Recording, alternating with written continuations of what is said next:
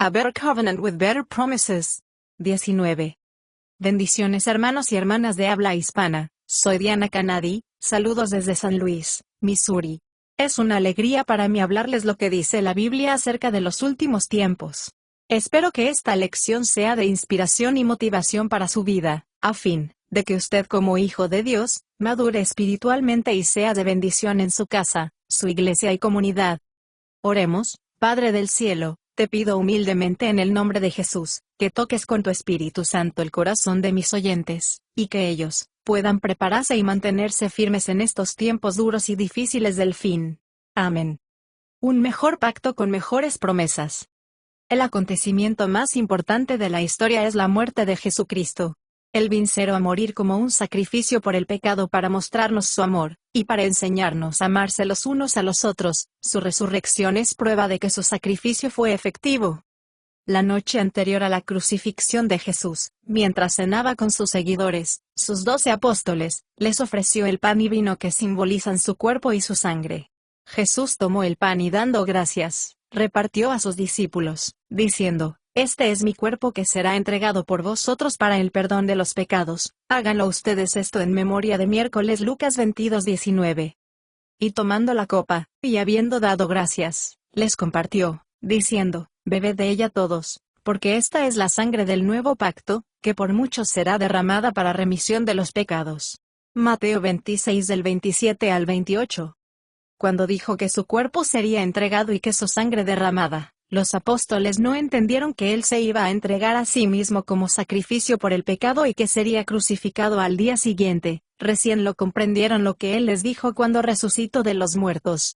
Después de su muerte y resurrección, sus seguidores continuaron practicando esta ordenanza de beber el vino y comer el pan en comunión en memoria de él. A esta celebración nosotros lo llamamos Cena del Señor, y es la ordenanza que se viene celebrando entre los cristianos durante estos más de 2000 años. En esta conferencia estamos hablando del significado de la comunión, para recordar y comprender todo lo que Jesús hizo a través de su muerte, y todo lo que logró con su muerte y resurrección para todos los que creen en él, a fin de que tengan un futuro de esperanza en esta vida y en la vida eterna venidera. En lugar de examinar las diversas formas en que se practica la comunión en diferentes denominaciones, nos centraremos en considerar que los hombres que comieron con Jesús esa noche de la última cena habrían comprendido lo que el Señor Jesús les dijo cuando les ofreció pan y vino. No olvidemos que aquellos hombres eran judíos, y su visión del mundo estaba moldeada por el Antiguo Testamento, la primera parte de la Biblia que ya se había completado y se utilizaba para aquel entonces. Los apóstoles creían que Jesús era el Mesías, el Salvador prometido, porque estaban familiarizados con los escritos proféticos, y sabían que las Escrituras decían acerca de él. Hay que tener en cuenta que estos hombres no tenían la menor idea de que Jesús iba a ser arrestado esa noche después de la comida, y que luego sería entregado a los gentiles para ser crucificado. Para ellos fue una inmensa tristeza que se convirtió en un gozo maravilloso, cuando Jesús resucitó de entre los muertos. Jesús utilizó las Escrituras para explicarles lo que había hecho y por qué lo había hecho. Lucas 24 del 44 al 46, sus discípulos se dieron cuenta que su sacrificio, su cuerpo y su sangre encajaban perfectamente con los escritos proféticos y el plan de salvación del mundo. Dios creó a los seres humanos para que se convirtieran en sus hijos, y sus hijas mediante la fe en Él, para que voluntariamente participen de la vida eterna, y pudieran vivir para siempre en relación íntima con Él. Lastimosamente, la humanidad elige a la independencia y al separarse, quedó descalificada y apartada de la familia de Dios. Isaías 53:6, Romanos 3:23. Dios creó a los seres humanos sabiendo que se perderían. Por eso, preparó de antemano en la eternidad su plan de salvación con el propósito de recuperar a su familia. El plan es que Jesús se encarnaría, y nacería de una mujer para venir a este mundo para morir en sacrificio por el pecado. Jesús con su muerte nos abrió el camino para que todos los que creemos en Él seamos restaurados a ser parte de su familia por su sacrificio. Hebreos 2 del 14 al 15, Primera de Juan 4 del 9 al 10, Primera de Pedro 3:18. La semana pasada hablamos de lo que oyeron y entendieron los apóstoles cuando Jesús se refirió a la copa de vino como la sangre del nuevo pacto que es derramada por muchos para el perdón de los pecados. Mateo 26:28, Los apóstoles conocían los pactos. Estos pactos eran acuerdos vinculantes entre dos partes que se ratificaban con sangre. Como los judíos y los apóstoles eran judíos, estaban incluidos en el pacto que Dios hizo con su antepasado Abraham muchos siglos antes. Génesis 15 del 8 al 21. El Señor aseguró a Abraham y a sus descendientes que, si lo adoraban solamente a Él como el único verdadero Dios, Él les proveería todo lo que necesitarían, les protegería y les daría la tierra prometida de Canaán. Los 12 apóstoles de Jesús sabían por las Escrituras que sus antepasados rompieron el pacto, y abandonaron al Dios para adorar a dioses falsos, pero, a pesar de su idolatría, Dios les dio esperanza a través de sus profetas, diciendo que un día en el futuro, establecería un nuevo pacto con ellos, perdonaría sus debilidades y cambiaría sus corazones. Jeremías 31 del 31 al 34, Ezequiel 11 del 19 al 20. Aunque los apóstoles no se dieron cuenta esa noche en la última cena lo que Jesús les estaba diciendo, de que Él estaba a punto de derramar su sangre, y establecer su nuevo pacto prometido que traería una nueva relación entre Dios y el hombre. Cuando Jesús ofreció a sus apóstoles el pan y el vino como su cuerpo y su sangre, ellos comprendieron lo que les quería decir, que iba a ofrecerse a sí mismo como sacrificio por el pecado al día siguiente. Los apóstoles estaban muy familiarizados con los sacrificios de sangre ofrecidos por el pecado, porque Dios había dado un sistema mosaico de sacrificios de sangre de animales muchos siglos atrás, para redimir al pecador del pecado. Sin embargo, esta no fue la solución final de Dios para el pecado, porque los sacrificios de animales engordados no podrían perdonar pecados, porque solo tipificaban la redención del pecado, y como no tenían poder para limpiar el pecado, no podían hacer una purificación perfecta por el pecado para el pueblo de Dios. Hebreos 10 del 1 al 4. El plan de Dios siempre ha sido tener hijos e hijas que sean santos y puedan vivir vidas santas. Santo significa separado o apartado del pecado, y pecado significa quebrantar la ley de Dios. Primera de Juan 3:4. Dios creó a los humanos sabiendo que ellos elegirían separarse de Dios por causa del pecado. Por eso, en su plan maravilloso y eterno, Él quiere restaurar a los pecadores a la santidad, a través de la salvación y la transformación por la fe en el sacrificio de Jesucristo. En Efesios 1:4, dice, que Él nos escogió antes de la fundación del mundo, para que fuésemos santos y sin mancha delante de Él. En 2 de Timoteo 1:9 dice, que Él nos salvó y llamó con llamamiento santo, no conforme a nuestras obras, sino según el propósito suyo y la gracia que nos fue dada en Cristo Jesús antes de los tiempos de los siglos. Jesús murió como sacrificio por el pecado para remitir, quitar, eliminar, lavar nuestros pecados, de una vez por todas. Él murió para limpiarnos completamente y restaurarnos a la santidad conforme a plan eterno que Él tiene para nosotros. En Hebreos 10:10, dice, en esa voluntad somos santificados mediante la ofrenda del cuerpo de Jesucristo hecha una vez para siempre. En Hebreos 10:14, dice, porque con una sola ofrenda hizo perfectos para siempre a los santificados. La palabra griega que se traduce como perfecto significa alcanzar el objetivo previsto. En otras palabras, el sacrificio de Jesús fue un éxito, porque nos limpia completamente de la culpa del pecado. Esto no significa que seamos correctos como se supone que debemos ser como hijos e hijas santos de Dios. La idea es que ya no se necesita ningún sacrificio para lidiar con nuestro pecado, porque Jesús es el sacrificio suficiente para limpiarnos del pecado y de la culpa para siempre. Ahora, debido a este sacrificio victorioso de Jesús, podemos comenzar en nosotros el proceso de restauración a la santidad de Dios. La semana pasada también hablamos de algunas cosas que el apóstol Pablo dijo en una carta que escribió a los judíos o hebreos. Él lo hizo para enfrentar la presión que cada vez era más terrible que sufrían los judíos creyentes, por los religiosos judíos que rechazaran a Jesús, queriendo hacerles volver al sistema del templo de sacrificios de animales establecido en el antiguo pacto, que es la ley de Moisés.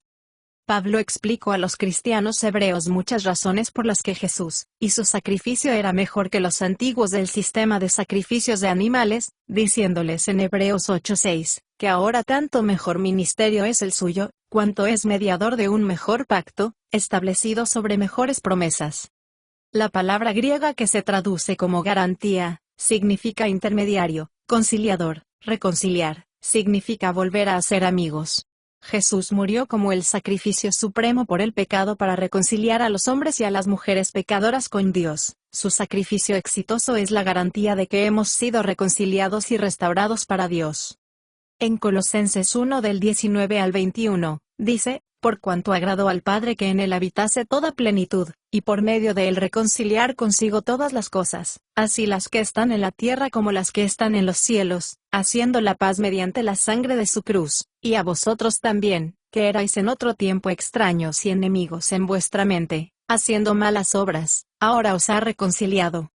En Colosenses 1 del 21 al 22, dice, y a vosotros también, que erais en otro tiempo extraños y enemigos en vuestra mente, haciendo malas obras, ahora os ha reconciliado en su cuerpo de carne, por medio de la muerte, para presentaros santos y sin mancha e irreprensibles delante de él. En Colosenses 2 del 13 al 14, dice, y a vosotros, estando muertos en pecados y en la incircuncisión de vuestra carne, os dio vida juntamente con él, perdonándoos todos los pecados, anulando el acta de los decretos que había contra nosotros, que nos era contraria, quitándola de en medio y clavándola en la cruz.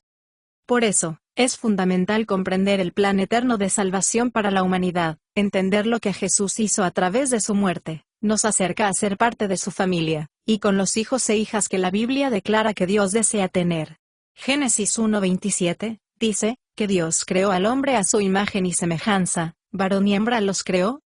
Nuestro Dios Todopoderoso creó a los seres humanos a su imagen, tan semejantes a Él, para tener una relación posible mutua y amorosa entre Él y sus seres creados. La palabra hebrea traducida como imagen en Génesis 1:27, tiene la idea de un creador de imágenes, que representan y reflejan su amor, su santidad, su justicia, su gloria en la manera en que vivimos.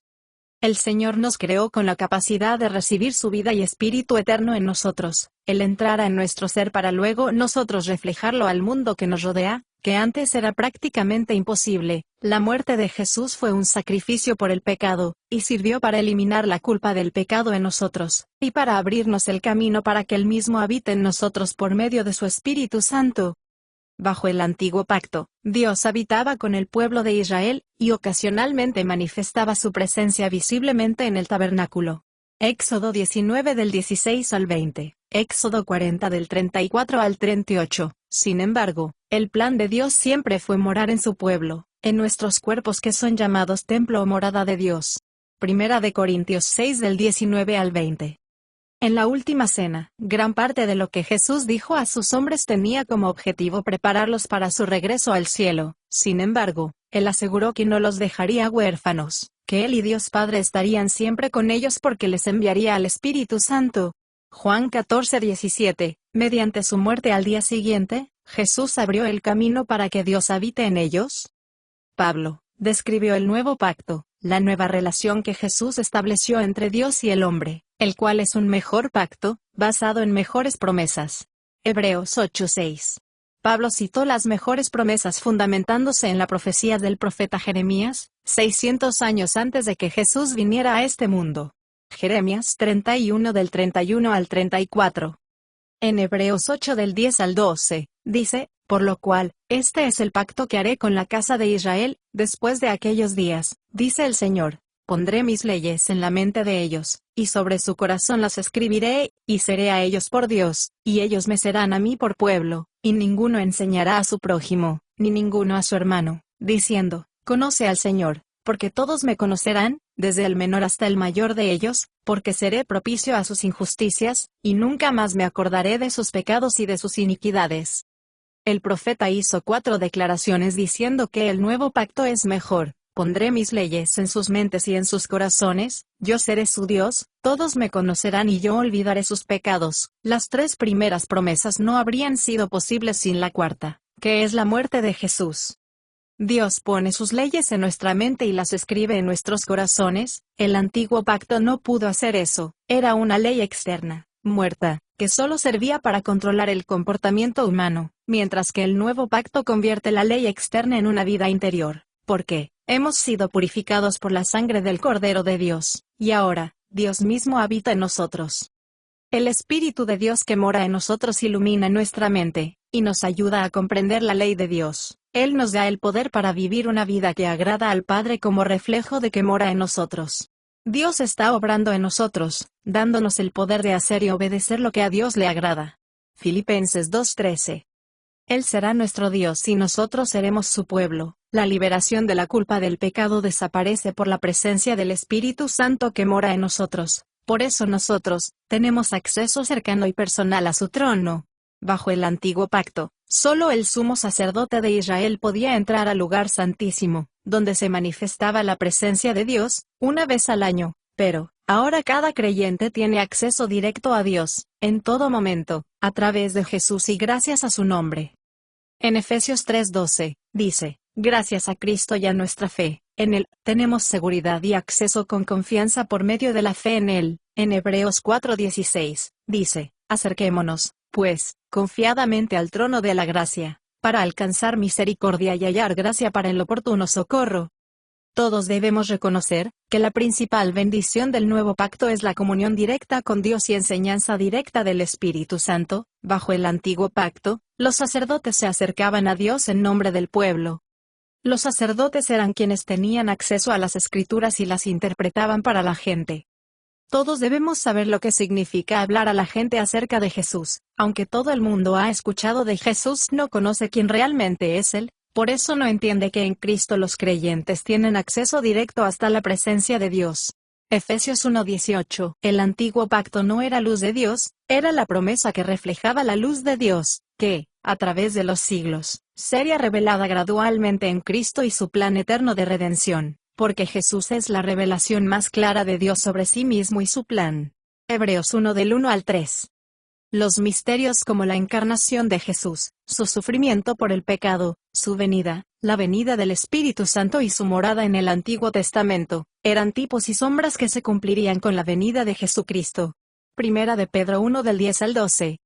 El cristianismo es más que un sistema de creencias, es una relación espiritual y personal viva con Dios. Cuando tenemos relación con Él, tenemos la vida eterna. Por la muerte de Jesús, su sacrificio en la cruz, su presencia se manifiesta en nosotros. Nosotros fuimos creados para conocer a Dios. Juan 17:3. Solo nuestro Dios Todopoderoso puede satisfacer plenamente el corazón humano. En Eclesiastés 3:11, dice, todo lo hizo hermoso en su tiempo, y ha puesto eternidad en el corazón de ellos, sin que alcance el hombre a entender la obra que ha hecho Dios desde el principio hasta el fin. Cuando Jesús estuvo en la tierra, dijo en Juan 6:35, yo soy el pan de vida. El que viene a mí, nunca tendrá hambre, y el que cree en mí nunca tendrá sed. Quienes vienen a Jesús nunca tendrán hambre ni sed, lo que significa que Él satisface nuestros anhelos más profundos del alma y del corazón. En la última cena, Jesús tipificó el pan y el vino para representar lo que estaba a punto de hacer, al entregar su cuerpo y su sangre en sacrificio por nuestros pecados. Estas insignias también representan nuestra relación con Él, de cómo debe ser nuestra comunión con Dios. Cuando participamos en la cena del Señor, lo hacemos creyendo en Él, acercándonos a Él, entregándole nuestra vida a Él como Salvador y Señor. Practicarlo continuamente nos une a la vida en Él, no hace posible tener unión gracias a su muerte, en el cual estableció el nuevo y mejor pacto, aboliendo el antiguo pacto inservible.